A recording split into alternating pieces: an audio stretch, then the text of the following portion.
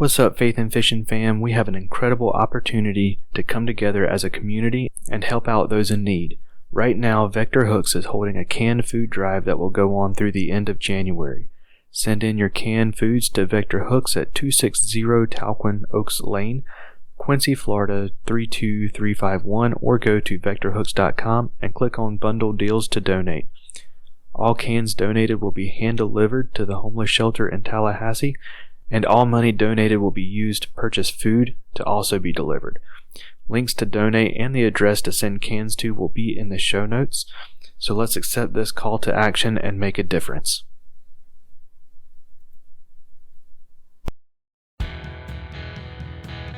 My name is Chad Hoover. My name is Brandon Overstreet. My name is Russell Dillon. My name is Alfonso Jack. My name is Lisa Bennett. I'm Jackson Orr. Cody Prather here. My name is Matt Ball. My name is Johnny Porter. Tom is James Bush. My name is Luke Stocking. My name is Jeff Jones. Brian Bolby. My name is Jeff Hodge. My name is Kevin Franklin. My name is Jamie Clancy. My name is Lonnie Ellaby. My name is Randy Howell, and you're listening to the Faith and Fishing Podcast.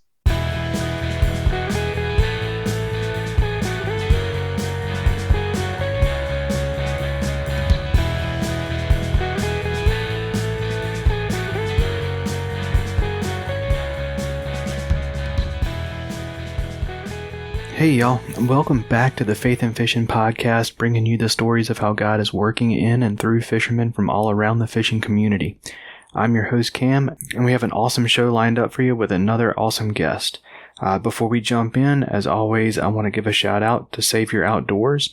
Don't forget to go check out their new gear retrievers and use promo code FNFP15 to save 15% on that order. I also want to be sure to give a shout out to Vector Hooks, another awesome company who has the best hooks in the business. They are currently running a canned food drive to help out the homeless community in Tallahassee. So if you haven't donated yet, the link will be in the show notes, as well as the address to ship cans if you prefer to go that route. I did get to go out earlier today to try and catch that first fish of 2021, and it didn't happen. But I will say that I learned a lot. Got a good workout in and got to spend some time in nature, so I count that as a win for sure. Last thing before we jump into the episode, I wanted to remind you that if you haven't ordered your Faith and Fishing merch, head to the website. It'll be in the show notes, and click on that shop tab. We've got t-shirts, hoodies, stickers, so I want to see y'all repping Faith and Fishing. Alright, so let's jump into the episode. If you joined us on the last episode, you know about our new segment, The Product Spotlight. And this time we've got an absolutely awesome tackle box to talk about with y'all. So let's turn on those spotlights and check it out.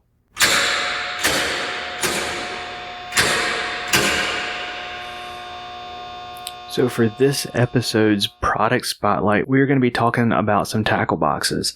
We're going to be talking about the Busby Colony tackle boxes. So they come in two sizes. There's the Colony 15 and the Colony 28. They are modular, meaning you can take the bins out and rearrange them. They're completely customizable. They have 5 different bin sizes. Each colony size comes with a selection of bins that make sense for its size, but you can also purchase the bins separately so that you can make it work for you. These things are made of industrial strength military grade plastic. So the bottom of the boxes are the same material that like hard hats and football helmets are made of, or baseball helmets. The top is the same material that bulletproof glass is made of. Now there is a disclaimer on the website that these boxes are not intended to stop bullets. So take that for what it is, but these things are durable.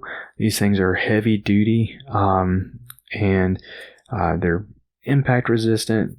All the metal pieces are stainless steel. You don't have to worry about them rusting.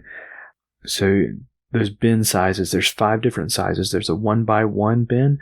So there's a 1x1 box, and what that means. So there's the Colony 15, which is 3x5, and then there's a Colony 28, which is 4x7.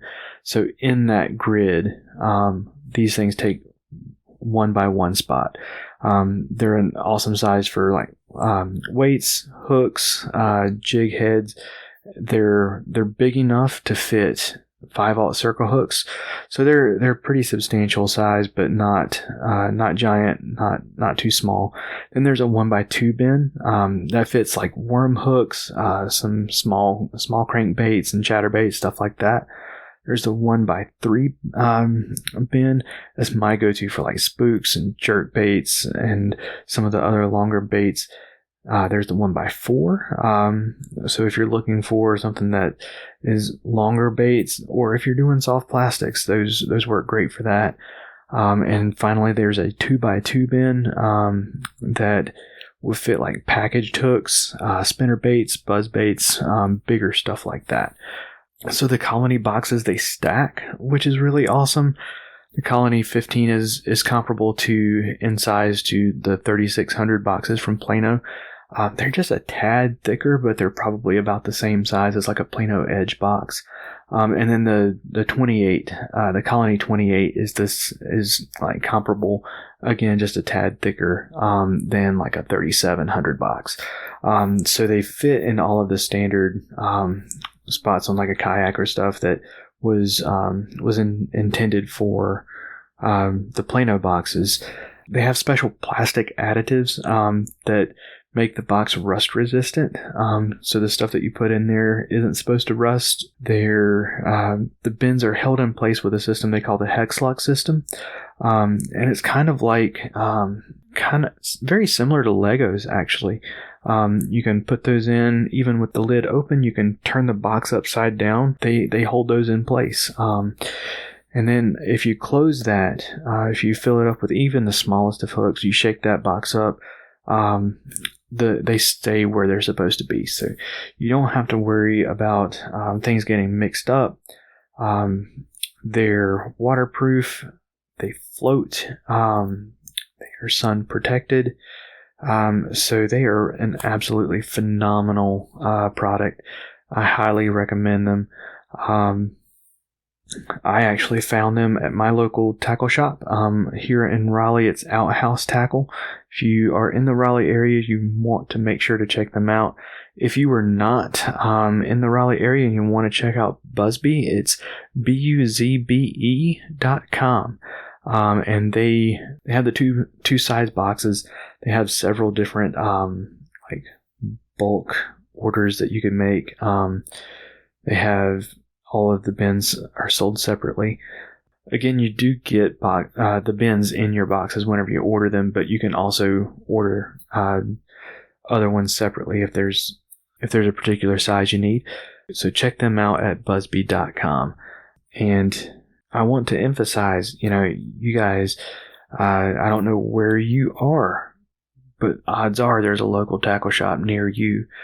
So make sure that you are giving them your patronage over the Academies and the Dicks and the Bass Pros and the Cabela's. Not that there's anything wrong with any of those companies, but make sure that we are shopping local when we can.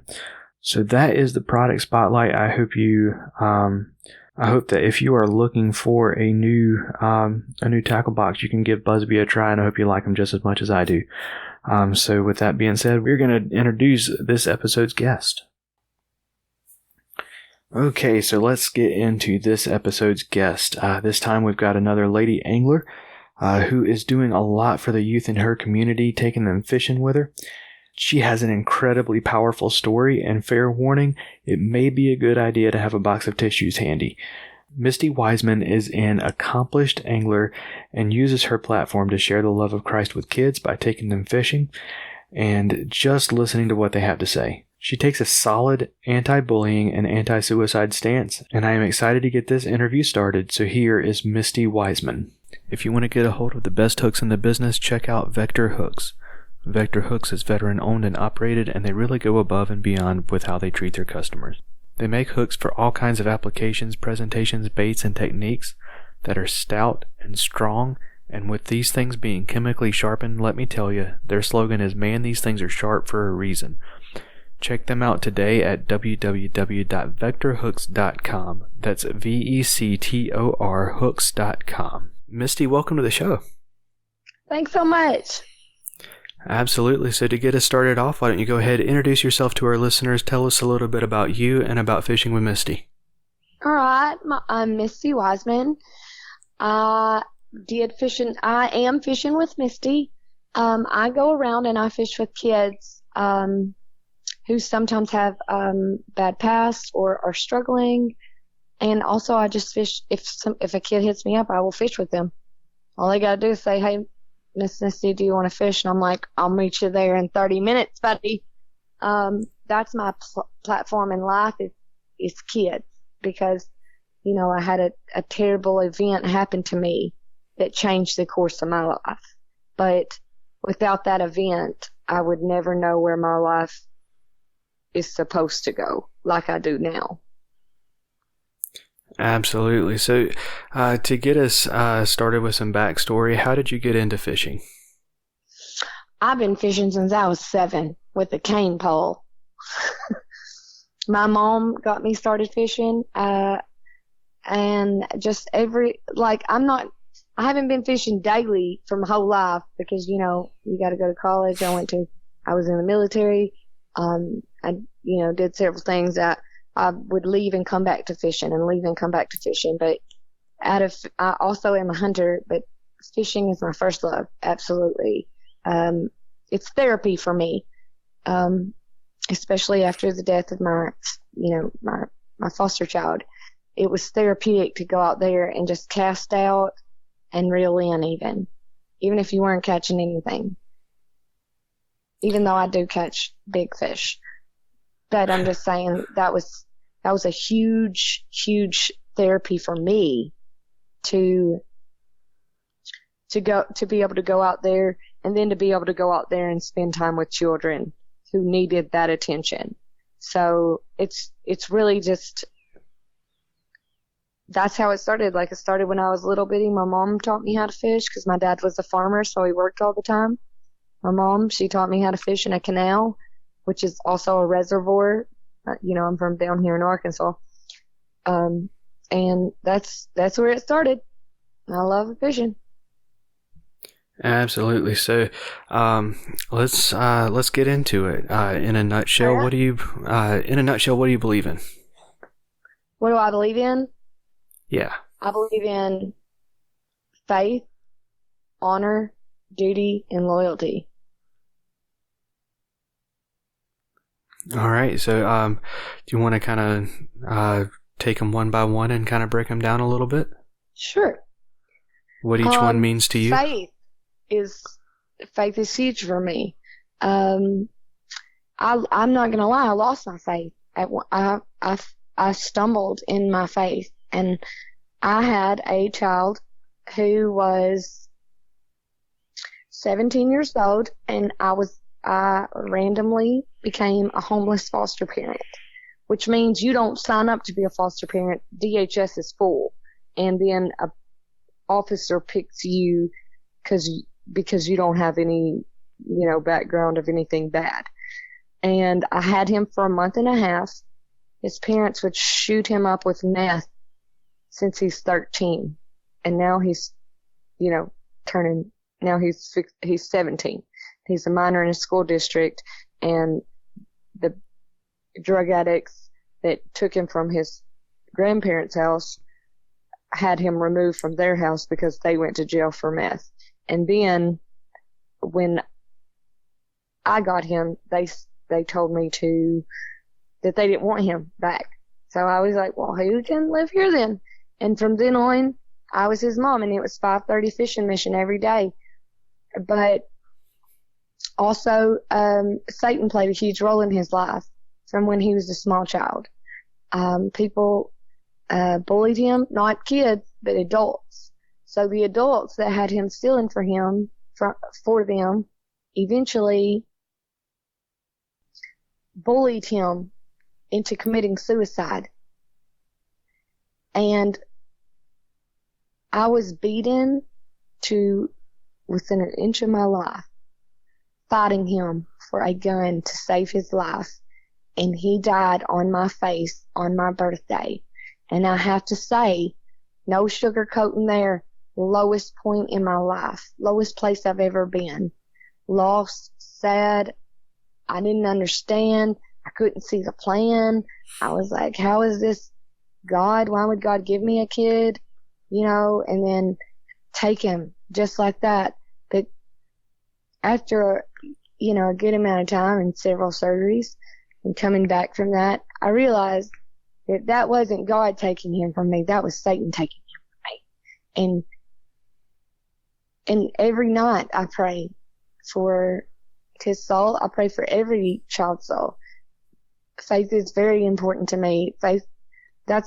I'm very worried about this election because I feel like if the far left wins, they're going to take Christianity out of our country. And that's the day I want to leave our country, because I'm a God-fearing woman.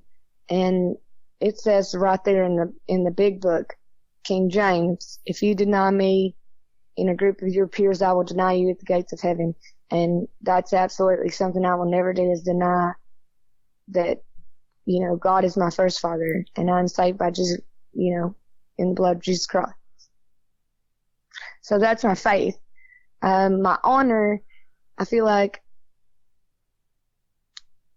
when you do something good, it fills up a love cup, like it makes you feel like you could be down one day and you pick a kid up, take them fishing, and you listen to their problems, and all of a sudden you see that your problems aren't so bad, because they're children and they're dealing with, well, my mom's splitting up and, all this, and they don't understand.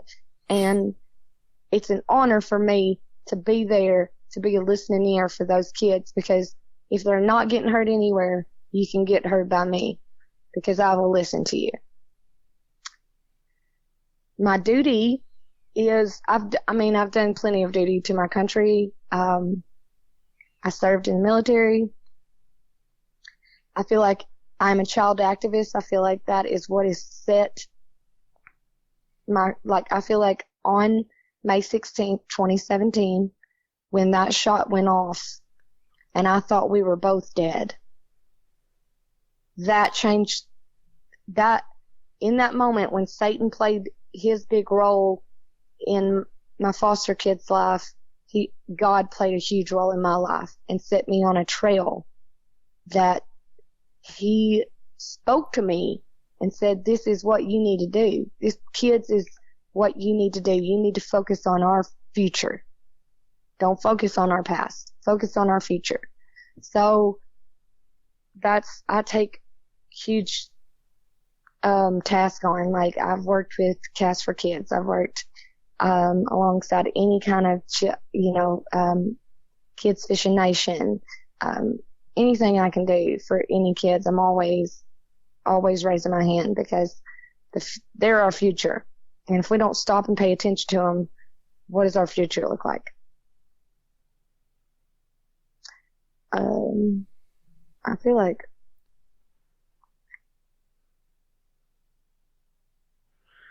did I answer all of them? I'm missing one. Loyalty. Loyalty, yes. I am loyal to a fault. My promise goes forever and a day. If I promise you, I mean that. Like, there's no more sacred word that can come out of my mouth that you can bet money on than I promise. I am a loyal person. I will always pick up people. If I see you down, I'm not going to watch you be down. And I'm also not going to kick you while you're down. I'm going to extend my hand and help you up. And if you pull me down with you, then we'll both try to crawl up together. Because I think that is important in our country that is so divided right now. People are kicking each other while they're down, and you got to pick each other up. And we really just need to be more loyal to each other. Absolutely. So, first, let me say thank you for your service. Well, you're welcome. I love America. Absolutely, that means a lot to me, and I always want to make sure that that anyone who serves gets their due. So you mentioned it a little bit, but So what was it that got you introduced to your faith? And then what was it, tell us how it was that God brought you from your really, really low point back towards a higher point there. All right. Well, okay. So I've always been a Christian. I was baptized as a Baptist. I was saved and baptized young from the Emmanuel Baptist. And then I went to, First Baptist. And anyways, I've been in church my whole life. That was something that was important to my mom, that I would go to church. And so that's how I got introduced to faith. And then when I was in high school, I would volunteer to help the youth group. Like the youth group, whenever they did Vacation Bible School, like we would go help the little children learn their Bible verses, and we would, do activities and teach them about, Jesus and what a sacrifice he made and what a sacrifice God made by giving his son. I mean, that's just the ultimate sacrifice. And I lost my faith when that shot went off, because I thought, how could this be God? How could this be God? How could God do this to me? I love this kid.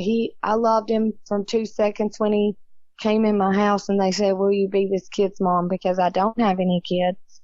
And I loved it. I loved being his mom because it gave me so much more purpose than anything else I was doing, if that makes any sense. Absolutely. My calendar went from, Friday night with the girls to Wednesday dental appointment, Thursday, you know what I'm saying? 3:30 pickup every day, and 5:30 fishing mission every day. Me and my foster kid, he was a great fisherman. He was 17. He already had won several tournaments. He was great at fishing. And so it hurt me so bad. It broke me all the way to my core when the shot went off and I lost everything. I thought I lost my life. I was knocked out. The recoil of the gun hit me right in the mouth, and, it just destroyed my jaw. And I was already beaten to a pulp and I was knocked out. So when I came to, all I could hear was that big ringing. And I thought, oh my God, this is hell. And then I realized, no, this is life. And I just lost the biggest fight I've ever entered in my life. And I fought countries before. The most important fight I ever lost was that fight for his life. And I was so broken. And then, of course, in a small town in the South, people talk. They don't necessarily talk facts. They just talk. So I got raked over some coals, and then I went into fight mode because I experienced all the stages of grief. Absolutely. So I was upset at God. I was upset at everybody that sent my kid a text message. I was upset at the children's hospital for letting him out of the hospital within 2 hours of swallowing 24 pills at school. I was upset at the school for not even having a blood pressure checker to know that he was ODing. I was upset at everybody. I was mad, and I had a war to wage, and I have been a soldier, so I knew what battles I had to fight to win a war. And I did that. I fought for a long time, and I was angry, and I was vapid. At this now, looking back, I'm ashamed of the way, not of the way that I fought for his, I guess it's not for his life, but the way I fought for his death, because he died for a silly reason, and those people needed to pay, and they did. But at some point, through the healing process, there's not a day that goes by that I don't wake up to a gunshot, to the sound of a gunshot every morning. I wake up, and that's how I wake up every day, to the sound of a gunshot. And that's something that I just have to live with. But at some point along the way, while I was fishing, God spoke to me. And that's where I got my faith back. Because I know that you hear people saying they have heard God. And they say, God talks to me, this and that. And people are like, whatever, I never heard God. And you know what? I'm not going to be someone that says those people are right or wrong, because honestly, before that day, I had never heard a voice speak to me like that. And honestly, the voice was saying, fish on in your kid's direction. And I took that and started fishing with Misty. And most of my followers on Instagram are children. So when people cuss on my page, it really upsets me, because I'm like, hey, you need to quit that. There's kids on my page. That's when I started building my faith back up, because I knew then this wasn't God. God didn't do this to me. Satan got control of my child's thoughts, because when we were fighting face to face, I was praying and he looked like a different person. His eyes were pinned. He was the sweetest thing. He never ever was mean to me. He never didn't do anything I asked him. The bedroom in my house, his bedroom was the first bedroom he ever had to his own self, that he didn't sleep on a couch or in the same bed as his grandma. And he told all of his friends that he moved into his dream house. And to me, I was like, this is not a dream house, but I'm glad that you're somewhere where you're comfortable. And the bullying got to a point where we had to put surveillance everywhere. People were calling me a murderer. People were shooting at my house. And God saved me. Again. I mean, I know I just said I had been saved when I was younger. But God saved me with, like, in that moment, I felt him save me. I felt him, I still have pain in my heart from where my kid is lost. But I know my direction. I know what God wants from me. And that's all I'm trying to do. I have fasted to hear God. Like, I have quit things that I feel like I'm a slave to, because I shouldn't be a slave to anything but God. And while doing that, you will hear God show up more if you follow him and you read his word and you study his word. You will, when you seek him, it's like when you buy a new car, right? You buy this new car, you never seen this car before in your life, right? All of a sudden, after you buy that car, you pass 12 other cars that are exactly the same car. You know what I mean? Yeah. That's like, God saved me, and he picked me up, and he showed me where I should go. And every second that I do fishing with Misty and I fish with children, I feel it. I feel the Spirit of God in me working, because I know that that's what he wants me to do. And I'm not going to memorialize a suicide, because I'm not going to do that. Suicide, I feel like it's contagious, and I can't memorialize that. But that doesn't make me miss him any less, and that doesn't make me hurt for his situation any less. But I do have faith in the fact that no one ever taught him God. No one ever taught him religion. No one ever taught him anything but how to be a felon and go to prison one day. So at the same time, I feel like, God already knows your path, and God already knows what you've been through better than anybody. So I rest easy at night knowing that he's in God's hands either way. He's resting in peace, and he'll be judged one day, just like the rest of us. But I sleep sound knowing that he is resting in peace. And that's where my faith picked up. And it just grew bigger. And I've found out through all of this that hate cannot live where only love is. So if you only throw out love, anybody that hates that, they expose their self. I've had terrible comments of, you're a racist, you're this, you're that, because of the way I voted.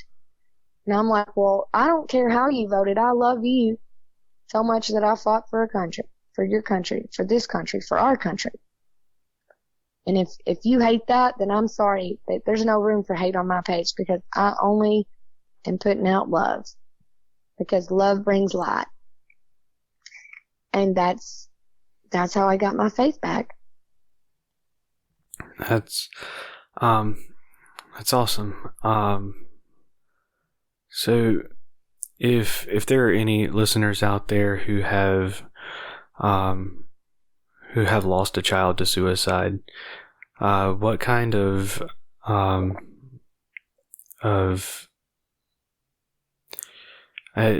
encouragement feels like the wrong word, but what kind of encouragement can you offer to them?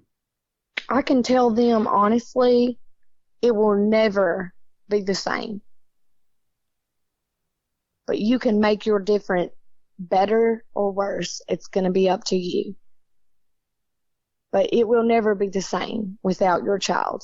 And no one, and everybody is going to say, I'm sorry, I can't imagine, because they can't. But I'm telling you, I can imagine, because it happened to me. Right up in my face, on my birthday, it happened to me. And I took what could have torn me down, made me an alcoholic, made me a drug addict, made me anything. And instead of that, I went on a road that I wanted my kid to be proud of, because my kid came from a bunch of drug addicts. So I wanted him to, if he's watching me from anywhere or if anything like that, I want him to know that I live for him, that I do better because I knew him. And for people that have lost their children, you will never lose that love. No one will ever replace it. No one can ever take it away. And you are the one who can decide, I'm going to put God right now in control, and I'm going to do good. Or you can decide, I'm going to let Satan, because I'm so miserable and sad and pathetic, because I was, and I understand, because there's no hurt bigger than losing a child, because that's just watching the future fade right in front of you. And it's awful.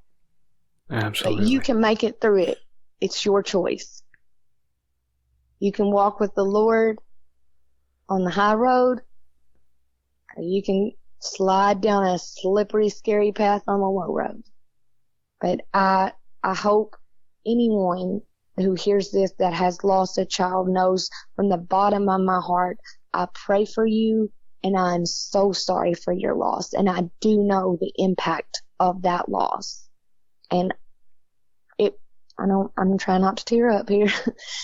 I mean, I honestly, with everything in me, I pray for every kid lost. Suicide is the leading killer of children from 11 to 22 years old. And bullying is the number one reason for that.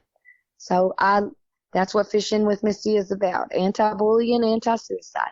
And anybody that needs help, you can always reach out to me on my platform, Fishing with Misty, Misty Wiseman on Instagram, Misty Wiseman on Facebook, Misty Wiseman on TikTok. I always answer my messages. I'm loyal like that. Like I said, I feel like it's my duty to help other people. So anybody want to hit me up because you're in a bad place and you want to talk, I'll absolutely be there for you. Absolutely. That would be my advice. Because there's not any easy way. It's just the way or the other way. It's a skinny road where you go one way or you go the other. There's not any side roads or anything. You just gotta get through it, endure the suck, endure the ache, endure the pain, but find your love again and make it your passion, and you will be happy again in life. Your life is not over because theirs is. They didn't leave you to kill yourself. No, they left you so you live on, because there's a reason God left you, right? I mean, I fought two different guns, a rifle and a handgun. And that handgun was pointed at me as much as it was pointed at him. And we were fighting over it. And I was trying to take a bullet. And God had me because I'd never got shot. But he did. And then when I didn't realize God had me, he still had me.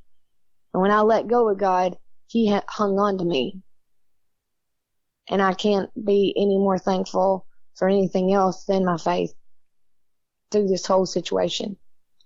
Because watching it be there and then broken and then come back with a force times 100, you know, God's good all the time, okay? God isn't trying to hurt you, but life is hard and there's no playbook.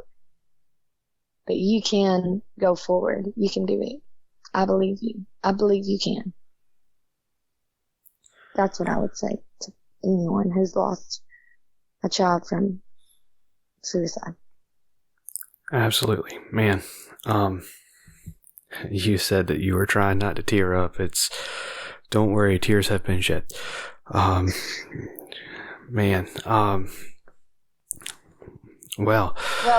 you know, even speaking about someone else going through it, it still, you know, impacts me to the point of tears, because to hear anyone who has been through even somewhat, like even if you just came home to it and it didn't happen right in front of you, I hate that. I don't hate that, but I hurt for you because I know how it feels. I know how it is. And that's why it brings me to tears, because it's so 100% real for me. And I honestly would do anything to help anyone out that has been in my situation. And Fishing with Misty is about trying to make sure that kids don't get in such a far down position. Because if your kid, everybody in my town knows that if you need to get rid of your kid to do whatever you're doing, I will take them and we will go fishing and we will be positive. And that comes with I do not judge people. Like if they're a drug addict, then they shouldn't have kids probably. That's not my choice to make. But if I can make a difference in that child's life, I absolutely will. I will take that opportunity and try to make a good, impactful image for that kid. Because that's our future. Absolutely. And speaking of Fishing with Misty, let's start transitioning back towards fishing a little bit. Alrighty. I know it's going to be hard for you to pick one, but are there any specific times that you can think of that have affected your faith in any way while you were out on the water? Absolutely. Yes. Like I said earlier, I heard God speak to me while casting. Fishing is my outlet. Whether I'm fishing with kids or I'm fishing by myself, I fish every day. Fishing. Some people go to church and think about fishing. Some people go fishing and talk to God. And I do go to church too, but I'm just saying I go fishing for the nature of it, because this is God's country. And this is what he made. And I love to just go out, cast your pole out, reel it in, cast it out, reel it in. The repetitive of it enough will get you into a state that is almost the same as meditation. And so then that's when your faith starts building. when you stop thinking about all the other mess and you start listening to what your first father has to say to you. And there's no quieter place than a fish bank. You can hear him well from there. Absolutely. So if you had to pick just one, what fishing story or memory would mean the most to you? Oh, wow, just one? Okay. This actually I have so many favorite fishing stories. Your podcast would become like a marathon. But I can tell you one recently that just warmed my heart up, okay? So I went fishing with this child he's 8 years old. Parents are getting separated. He's kind of in that transition of I don't understand what's going on really, you know? Right. And he goes and catches these little bitty fish in his creek behind his house, but he's 8 years old. And he's like, his name's Memphis. And he's like, I want to be a pro fisherman like you, because he thinks I'm a pro fisherman. And so I recently got to take him fishing, and I took him to the pond that I fish in, not to his creek with his baby fish. Not that I don't love catching small fish, but I love to catch big fish too. And when he caught that fish, if you've ever seen a child smile so big they can't even show their teeth, he said, I've never held a bass this big. I said, well, that's your personal best. We got to get him weighing, you know, and his personal best is the 365, and that's amazing for an 8-year-old. Absolutely. And it just warmed up my whole heart, and it's probably my favorite story that I could tell lately, because he was so happy when he pulled in that bass, and he held it up, and he's like, I never held a fish this big. It was just a joyous moment. And that's how fish and faith do interact, because it was such a joyous moment that it was too joyous for God not to have been present and in work there. You know what I mean? Absolutely. Absolutely. So I That's thank awesome. God on a daily for saving me so that I can hopefully save another life, because that's what I want to do. I'm all about teach one, reach one. And if you can save them, do it. Awesome. So, whenever you were out fishing with a kid, what are you typically, I know there's probably a lot of teaching about fishing involved, but what's your typical conversation with that kid? I just let that kid lead the conversation. You know, we talk about fishing a little bit, and then usually, you know, some kids want to, well, you know, this girl, she said this to me, and I just, you know, what do you think? You know, and like when people tear kids down, that's usually when I get them. And if I let them know that they can tell me anything, and I will not judge them. They can tell me whatever they want to tell me, and I will, as long as they're not hateful to me, then we can talk about anything you want. And a lot of children talk about bullying. And I try to let them know high school is a centimeter of your life. I know it don't feel that way because you've been in school since you're 4. And school is your life. But it's not going to be like that forever. And if you can power through this, you're gonna be fine in college. You're gonna be fine in adult life, because adult life is not high school. And that's a lot of times what I talk about with my teenage anglers. With little kids, we usually just run around looking for crawdad and grass snakes, and you know, and fishing. You know, we catch fish. I mean, the little kids don't really talk about too much. They just need that attention. They need to see that you care enough about, someone cares enough about them to pay attention for them for a whole 3 hours straight. Like, guess what? I can pay attention to you for 3 hours straight, no problem. And they'll talk about anything. Their favorite dinosaurs. And just as long as you're listening, they're content with that. And that's huge to me.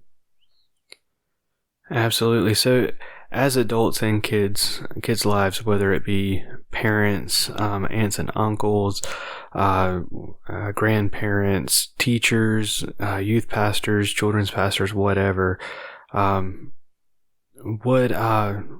can we do to help with the bullying that is going on?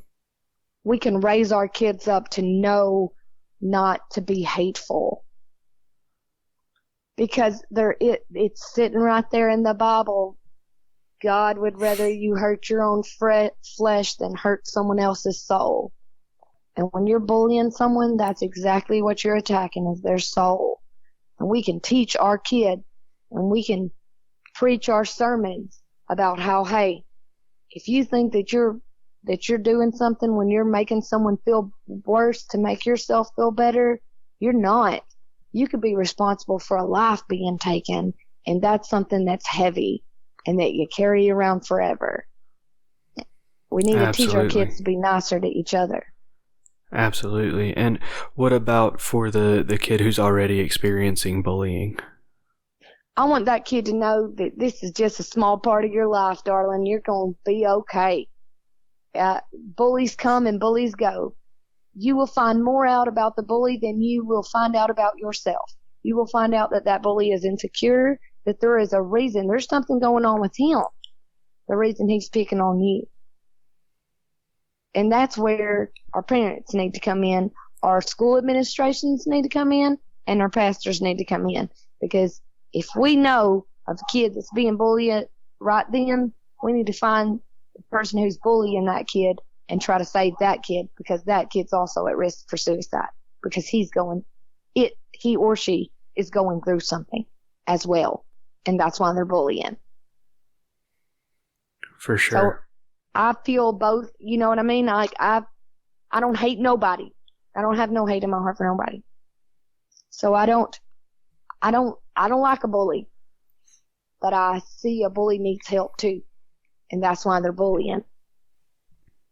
So a lot of times, people that will bully you will eventually sometimes become your friend.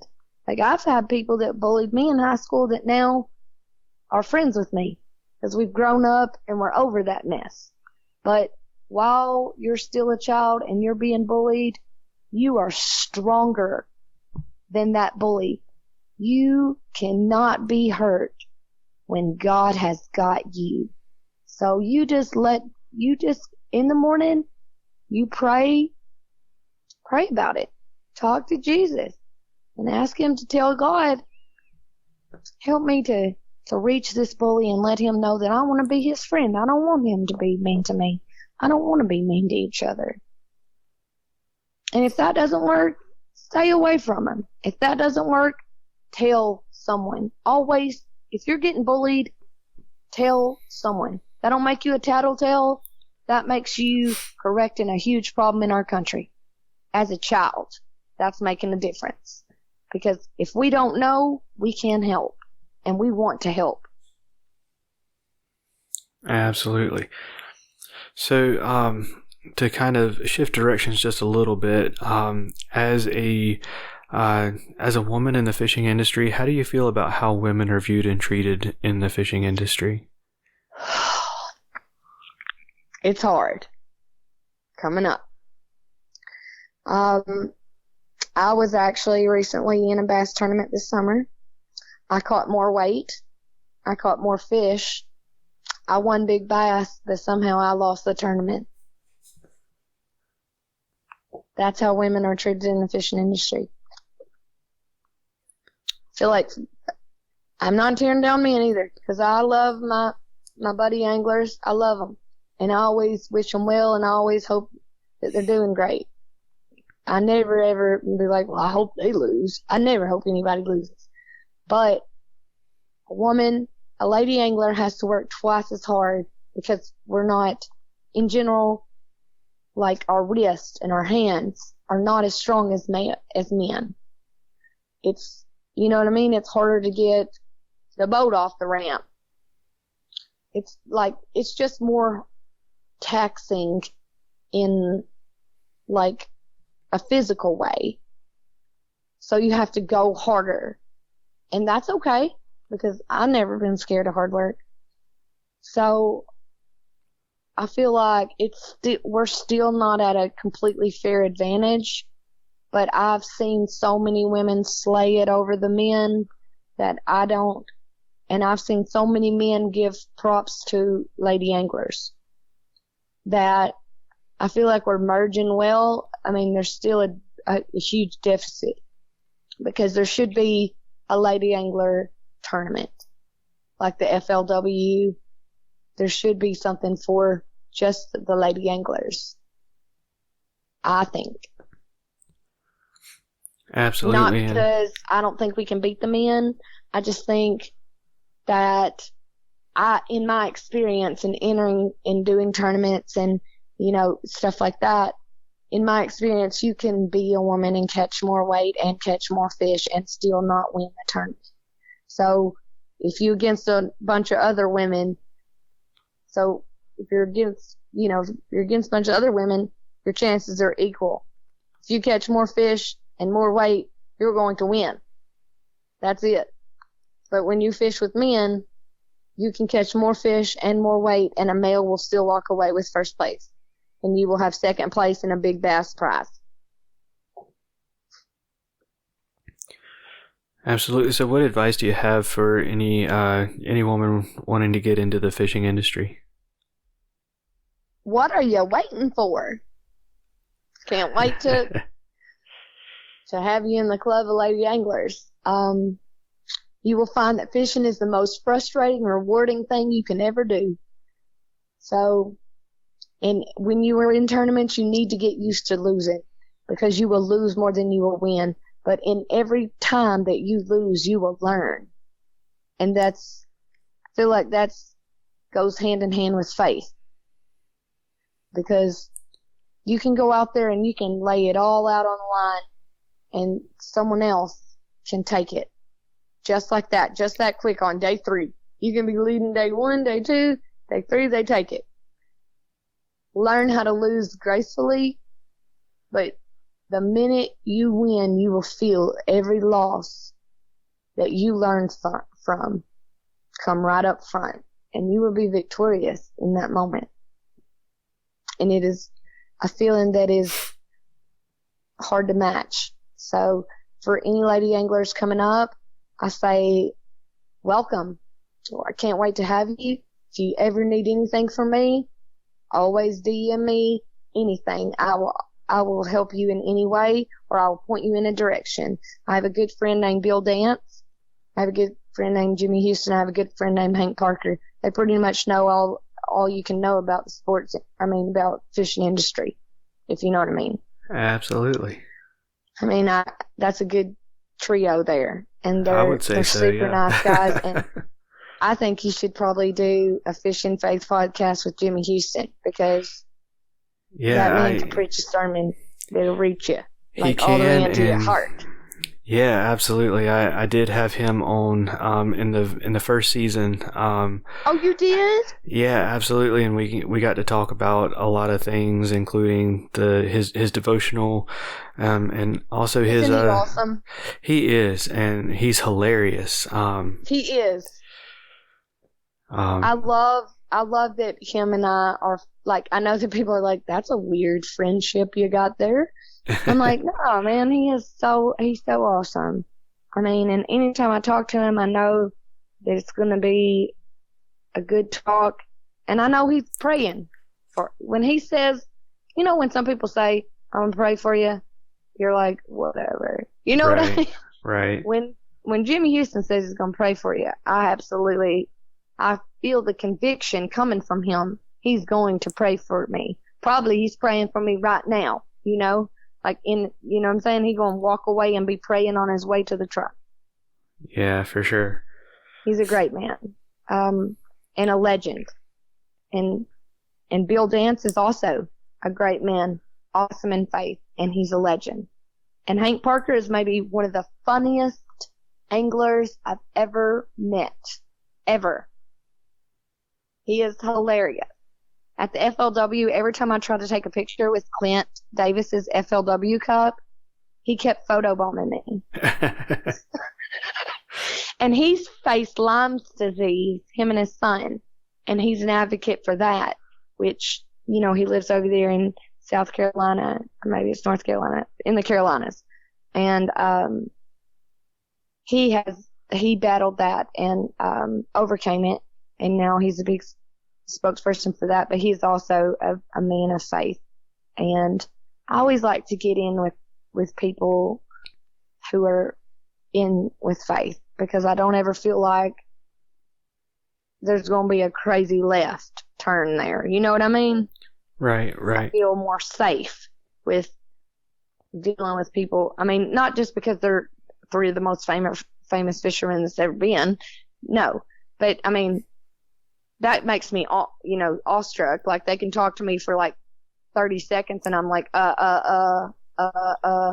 fishing with Bill Dance, you forget how to tie on a hook even. Like, fumbling around, dropping stuff, and they're just like, chill out, cool, you're okay, everything's all good, I'm just a regular person. Yeah, right, if I could be a superhero, I'd be Bill Dance. Just saying. Absolutely. But they're good. I mean, I have met, since I started fishing with Misty, I've met a lot of very good, God-fearing anglers, and one thing I would change is the meanness and hatefulness from the ladies at each other. One people think you should show a bunch of skin. Some people think you shouldn't. Some people want to get on that person for doing that, and then that person wants to fire back. Before you know it, you have a mean girl cat fight. And I like to see all of us ladies bring each other on up, not tear each other down. Yeah, absolutely. So, so what fishing advice do you wish you had been able to start off with? What fishing advice do I wish I would have started out with? I wish I would have knew how to tie a Palmer's knot when I started out. And I wish I wouldn't have started out with red worms, because that always catches. So when you go to fake bait, you're like, But, I mean, that's how we started out. We dug some worms up out of the ground and went fishing, because I'm from the country. So I guess probably if I would have had a little more technique when I was younger, I would probably be a better angler than I am now. But I feel confident in my angling enough that I'm content with it, it's funny whenever the little kids think that I'm a pro fisherman. I'm like, I'm not a pro fisherman. I'm not a pro fisherman. They're like, you catch the biggest fish. I'm like, I'm blessed to catch the biggest fish. I'm blessed to have a trophy pond. Yeah, for sure. And I'm blessed to be able to take kids on that trophy pond and see the excitement and the exhilaration and just the love in their eyes when they catch the biggest fish they've ever seen. Even if it's 3 pounds. Even if it's 13.67, which is my PB. Yeah, I think it's funny you're going to sit there and name drop Bill Dance, Jimmy Houston, and Hank Barker, and then say, I'm not a pro fisherman. I'm not. They are. Yeah, I love Bill Dance. I mean, he follows me on Instagram. I'm very lucky. So does Hank Parker. So does Jimmy Houston Outdoors. Went on social media and told me I was the queen of big bass. And I'm like, that's forged in stone, you guys. Forged in stone, everybody. Absolutely. Jimmy Houston, the legend, told me I'm the queen of big bass. There you go. So, yeah, I don't know. I was on cloud nine, and then Bill Dance sent me. But a lot of these people are people that connected with me when I was coming back up in my faith, and they saw me reaching up, and they said, "Hey, I'm gonna help this girl because I see your story. It's all over the dang news. I see you wanting to come up, and I'm gonna grab your hand and yank you on up." And I appreciate all them role models and words of encouragement that came from Jimmy Houston and his whole team. Jeremy Combs, that's his grandson. He's his producer. we're in contact. We're great friends. He's always pushing me to do better and to do, to keep at it. And I love that. And, I got Bill Dance, and, every time he's at the pyramid, I'm at the pyramid. He's like, "Are you stalking me?" I'm like, "Absolutely, Mr. Bill, I'm stalking you. Because I love you." He's like, "Well, all right, I'll it's okay." And then, if ever I'm in the Carolinas, you better believe the first person I'm going to holler at is Hank Parker, because he's maybe the funniest guy I've ever been around. In a not offensive way. You know what I'm saying? It's not right. Dirty funny. It's just he's funny. He's silly. And I think that he would do great doing the same thing I do with kids, because I believe that kids just love Hank Parker. I mean, I know that kids probably don't understand that Hank Parker's won 2 FLWs and he's kind of the man, but he's fun either way. If he wasn't, he's still a nice, genuine, funny guy. He's a playful guy. But he has 8 kids, so, Right. And I asked him if he could adopt me because him and I look alike. We're both tall. We have like the same build. And he's like, "Well, I mean, I have 8. Okay, whatever. Are you going to call me for money?" I'm like, No. Maybe I'll call you about fishing though. He's like, "Well, I got all that." But I'm not a pro fisherman. My neighbors don't even know my name, okay? I'm just a regular person. I really am. And the minute you lose sight of who you actually are is the minute you're really in trouble. Because Instagram and Facebook and all that is a highlight reel. That's the you're putting out there that you're not in the trenches taking grenades. Okay? So anybody that sees me and thinks, they always say, "You living the life, girl. That's the life." Yes, it does appear that way. But when you look at everybody's Instagram, it appears that they're living their best life. Right. But then when you see that they haven't posted in a month, then you want to check on them because you're like, "Hey, you doing okay?" Because I see you haven't posted in a minute, which makes me feel like your highlights are not highlighting right now. And I just want to check on you, make sure you're okay. I do that a lot. I follow way more people than follow me. Like a lot of my sponsors are like, "Hey, you need to delete some followers." And I'm like, they're like, "No way you can, talk to this many followers at one time." And I'm like, I've never left a message unread, ever. Just because if I'm on this platform, that's my duty to help people with whatever they're asking for. If they're asking about a bait, if they're asking about how I picked myself back up. I mean, 'cause I have numerous people asking me about numerous things, and how I made it, how I deal with PTSD. I have soldiers. I do a lot. I just made a bait with Mr. B Lure Company that profited the Wounded Warriors Project. And that was super important to me. I went down and hunted hogs for Troops for Tusk. I donated alligator to the Wounded Warriors Projects also. So I try to do what I can, because doing good, like I said, fills up my love cup. Absolutely. And just makes, I just want to be a light. When I go out in this world, I want a light to go out, not the light that's been out is just buried. Like, I want, you know what I mean? Like, or not really my light to go out. I want my light to be seen to live on.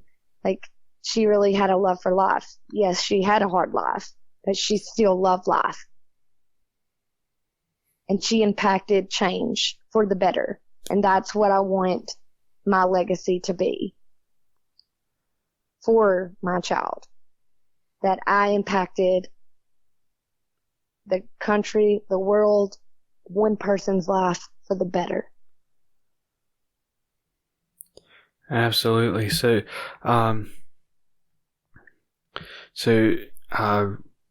what fish? I know you're I believe mostly bass from what I've seen, but what fish sits at the top of your bucket list that you haven't caught yet? A sturgeon. Absolutely. The dinosaur fish. For sure. I'm going to Wisconsin next year to spear a sturgeon. That's awesome. Yeah, I can't wait. So excited. And also, let me throw this out there. I am the bucket mouth queen, says Jimmy Houston. Okay, so just saying. He's not known as a line man. But I've never caught a smallie in my life. Ever. Never caught a smallmouth bass. That's on my bucket list. Mine too. And I never had a bucket list until that suicide happened. And then while I was fishing, something came into me that said, you better get to living instead of just getting to dying. In that time, I made my bucket list, and I've checked off hog, alligator, fishing with Misty. That was actually on my bucket list to do something for kids to impact change for better. I mean, I would love for it to take off more. That would be everything to me. To have 5 or 6 kids a week would be everything to me. To know that I could impact that many kids per week, you know. But I try to do it anytime I can because I genuinely have a love for fishing and I have a love for children. Absolutely. And what about a fishing spot? Is there a particular fishing spot that sits at the top of your bucket list? My own pond. I already checked it off. I have a trophy pond. I'd like to fish Lake Okeechobee. Absolutely. I mean, that's got monsters in it. Yes, it does. Yeah, I like to fish that, and I'd love to fish it with Roland Martin, but I don't know him. See, I'm not that famous. And I know Roland and Scott, but I do know Hillary Sue. Her and I follow each other, and we chat back and forth because she's an up-and-coming lady angler champion. She's gonna be a pro. Absolutely. Absolutely. And not because her daddy, not because her grandpa, because she is a slayer. She is a beautiful, God-loving child slayer. She catches big as fish as me. But she also on Lake Okeechobee. All right. So with every one of our guests, we always do a segment called What's Your Favorite? It's pretty self-explanatory, but I'm going to ask you your favorite in a few different categories. Okay. So to get us started off, do you have a favorite scripture? Do. Dang, it's hard to narrow them down. Because Jesus Christ is my Savior and things possible. Absolutely. So, what about a particular Bible story? Is there one of those that's your favorite? The story of Job, because I feel like it's mostly kind of like mirrors. At one point, I felt like I could identify with Job a lot about how he lost and lost and lost, and then God gave him everything in abundance for his suffering of losing. Yeah, that's a strong one. All right. So, what's your favorite fish to catch? A bucket mouth. Big There you old go. bass. And, No, I love crappie. I eat crappie. Okay? The bass go back in the pond, the crappie come home. I hear you. So what's your favorite fish to fish for then? A bass. All right. And I think you just answered it, but what's your favorite fish to eat? Crappie. There you go. And Well, if we're freshwater in crappie, definitely. absolutely. What about saltwater? Saltwater, I love mahi. All right. So forgive me, but I'm here in North Carolina, so I'm going to say it the way I believe is the correct way to say it. But how do you like your crappie cooked?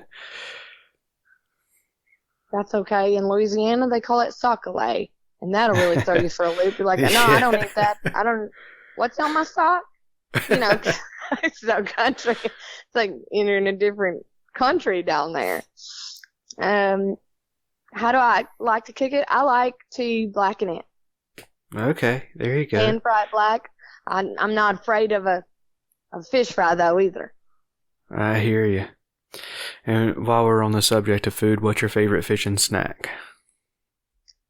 Kick-ass beef jerky. All right, absolutely. Any particular flavor? I like the bacon cheddar sticks. All and I right. also like the original. There you go. I'm going to have to give that one a shot. You should. You will not regret it. All right, so And they also have a Bloody Mary mix, which I don't drink. I haven't drank since I was in my 20s, okay? Hangover like someone who just did chemotherapy or something. I feel awful the next day, so I almost think I'm allergic to alcohol. But they have a Bloody Mary mix, and you can, I have ordered it and drank it without any alcohol in it, and it is delicious too. all right, And they give you all these different things to go in it, like olives with blue cheese stuffed olives and pickles and pickled green beans and pickled asparagus, and then you throw a stick of beef jerky in there. It's like a healthy meal. I was about to say. If you don't put alcohol in it, I mean, I'm not judging anybody that does put alcohol in it, but I'm just saying if you don't, it's a healthy meal. Just about in a cup. And on the cold days, it's gonna warm you up because it's a little spicy, and I don't do spicy, so. But I know a lot of people that do spicy, and they're like, "Oh yeah, this is perfect." I'm like, "Oh really?" Because my nose is running. I'm starting to sweat a little under, right there above my top lip. I hear you.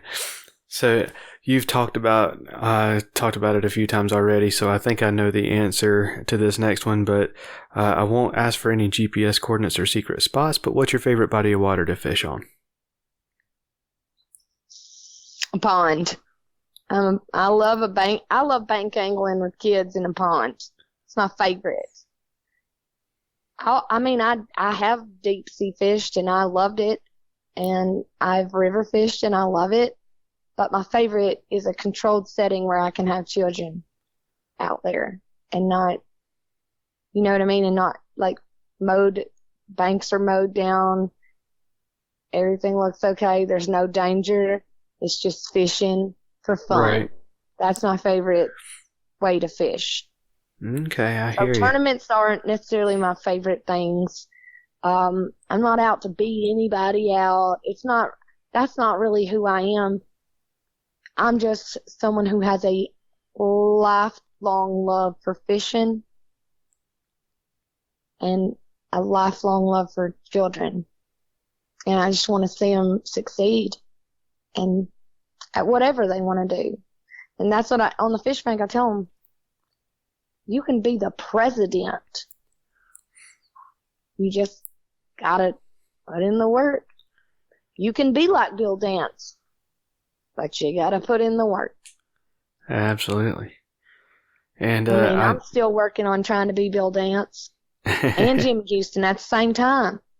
I'll never be as funny as Hank Parker, so I'm just going to admire him from a distance because he's so cool. And again, I don't want you to give away too many secrets, but what's your favorite lure to throw? Bladed jig. Okay, absolutely. Mr. B has great bladed jigs. I mean, I'm not saying where you need to get your bladed jig, but I'm just saying I worked with Mr. B all summer on designing a bladed jig that looks exactly like a bait fish and will get you through from June right all the way through fall fishing. Absolutely. And anyone that you order benefits Wounded Warriors. That's awesome. He also has a ton of other bladed jigs on his, on his website. But he's my bait guy. He's my bait sponsor. Okay, absolutely. And so I would say chatterbait, but we can't say chatterbait because right. he's bladed jigs. Yep. That's like calling something a rattle trap, without talking to Mr. Bill Will.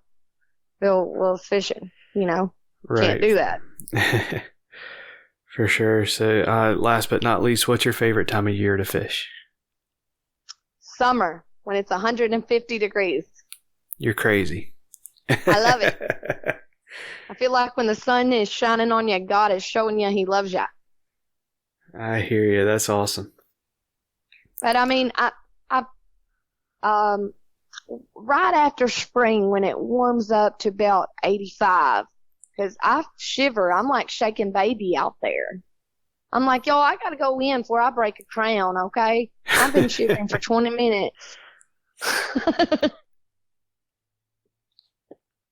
All right. Well, we're going to start wrapping things up. So Okay. what do you have upcoming for Fishing with Misty? I have a crawdad catching with Memphis. I'm probably going to have some duck hunts coming up because Fishing with Misty, it is Fishing with Misty, but in Arkansas you can't fish because duck hunters, that is dangerous. Right. You need to be a duck hunter, not a fisherman during the winter in Arkansas. So there will be some duck hunts coming up. The year 2021 is going to be a real big year for Fishing with Misty because I've got kids that I'm interviewing. These kids love it too because they're like me. I'm like, for some reason, it takes me 5 takes to get through the first line of my video. You know what I'm saying? I'm like, gosh, dang. But these kids are like hams. They're like, like crawfishing with Memphis. We did not find one crawfish, but he did tell us how, told us where to look, and then he even gave a segment about breaking glass, pollution, and how it affects turtles. Oh man, like, that's awesome. Buddy, you're going to be the president. You are a heck of a speaker. You're going to be Speaker of the House. Sky's the limit. I'm looking forward to that. Well, I really appreciate you having me on here. I feel blessed even to be considered in something that is called, faith and fishing. That's 2 of my favorite things. Absolutely. Well, before you go, I want to make sure you get a chance to give any sponsor shout outs and supporter shout outs you want to Absolutely. give. I would love to. Mr. B Lure Company, you're always going to be my hard bait guy. Lockett Lure Outlet, I appreciate every time you send me bait when I need it. Alpha Outpost, thanks for continuously sending me boxes that I gift to children. That's important, and they work with me, and they're awesome. They're amazing. BA Texas Hunting Products, shout out them because they keep me going in deer products and deer scents, and they've set me up with a system. And I never had a deer in this one area, and now I have 40. They're amazing. Fin Therapy. It's a veteran-owned company, and I feel like the name is exactly what it is. Fin Therapy. So, Fin Therapy, Filthy Anglers. I love Filthy Anglers. I'm trying to think if I got any. I don't want to leave anybody out. Yeah, for sure. Kick-Ass Beef Jerky. Lacrosse. Lacrosse is my boots. Lacrosse is my outfit. They're going to be my waders. I just made a deal with them. I've been wearing lacrosse boots ever since I've been a farmer, which is ever since I've been 14. So I love lacrosse, and I want to shout them out for every time that I hit them up and they help me out with something. Lacrosse, Alpha Outpost, Duck Gear. You guys, if you guys want the funnest thing to get for your kids is Duck Gear, because they put their phone in it and they can swim underwater and video themselves, and they love doing that. Duck Gear's awesome, and they're good people. I almost think that's all my sponsors. Unless, well, hold on, it might be. I hate to leave somebody out because they're so good to me, Absolutely. Let me just look right quick and make sure that I'm right on track with it. Okay, Mr. B. Oh, I don't want to forget Go Wild app. Go Wild app. I do a lot on Go Wild app. You guys, if you're hunters and you get sensors, go check out Go Wild app. Steve Ellis Turkey Tech app. He super nice guy. He gave me the tech app for free because he is huge into helping children, and he knows that I'm huge into helping children. Hopefully we can collaborate on something else one day. So that, I believe, is all of them. All right. Yeah, I can vouch for Go Wild. That's a really awesome community. Yes, I love Go Wild. They sponsor Fishing with Misty. All right, and you plugged it earlier in the podcast, but if you will go ahead and list out your social media again, how listeners can find you and get in touch with you. Yeah, you can find me on Instagram at Misty Wiseman, or you can also type in at Fishing with Misty, because there's a name and there's a handle. On TikTok, I'm Misty Wiseman. On Facebook, I'm Misty Wiseman Carr. All right, and YouTube, my YouTube's in the link in my bio in my Instagram. So, and that's also Fishing with Misty. Awesome. And let's see. And if our listeners feel led to support you, how do they do that? What is it that you need for Fishing with Misty to keep your I'm going to call it what it is, keep your ministry going? I would like to see more people helping me. If anybody wants to help me do some Fishing with Misty, I would love it. Any adults that just want to help out our youth, would be amazing. I'm not asking you for your money. I'm not asking you for nothing but your time and your love. That's all we need over here at Fishing with Misty. Awesome. I mean, we need more kids. We need more adults teaching kids the right way. For sure. Well, Misty, again, thank you so much for coming on the show. Thank you for having me. It's an absolute honor. Absolutely. Had a blast. It was a powerful episode for sure, and I'm looking forward to it. Thank you. Hey, y'all. Just wanted to take a quick minute to tell you about my friends over at Savior Outdoors. Savior makes retrieval devices for fishing rods, action cameras, and bow fishing bows to give you peace of mind out on the water. Attach this out-of-the-way compact float on your gear, and when, not if, it ends up in the water, it releases a float so you can get it back. And reload kits get your device ready for your next outing. Head on over to SaviorOutdoors.com, that's SAVUR Outdoors.com, to learn more, and hit the shop tab and use promo code FNFP15 to save on your order. Another big thank you to Misty for her transparency with the podcast and sharing her story with us. To follow her, I will leave links to all of her platforms in the show notes, as well as the links to the Faith and Fishing website and social media, Vector Hooks, and Savior Outdoors. I'll also leave a link for you to go check out the Go Wild app. It's an awesome community that's a lot friendlier than a lot of the other platforms out there, with people who genuinely love the outdoors and want to share it with others, and they are always ready to answer questions that are posted. There's a Near Me feature to help you connect with people local to you, and all of the gear purchased on Go Wild helps raise money for a camp that teaches kids to hunt and fish, so be sure to check them out. Before we end the episode, I just wanted to reach out to anyone who needs it. If you or someone you know is contemplating suicide, please reach out to someone. It can be a friend, a pastor, a loved one, or if you feel like you don't have anyone, reach out to me, or you can reach out to Misty. Her social media is in the show notes, and she would love to hear from you. I know that life can be hard, but talking with someone can be the first step to finding out how much this world needs you. You are not alone. You are loved, and no matter what you think right now, you are worth this life. I would love to share the love of Christ with you, but that is going to do it for this week's episode. So y'all take care, and God bless. Thank y'all for listening to the Faith and Fishing podcast. Be sure to give us a rating and a review if you enjoy the show.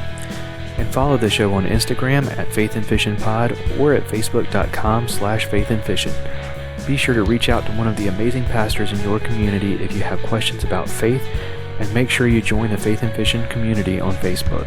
Special thanks goes to Tyler Worrell, the graphic designer behind the Faith and Fishing logo.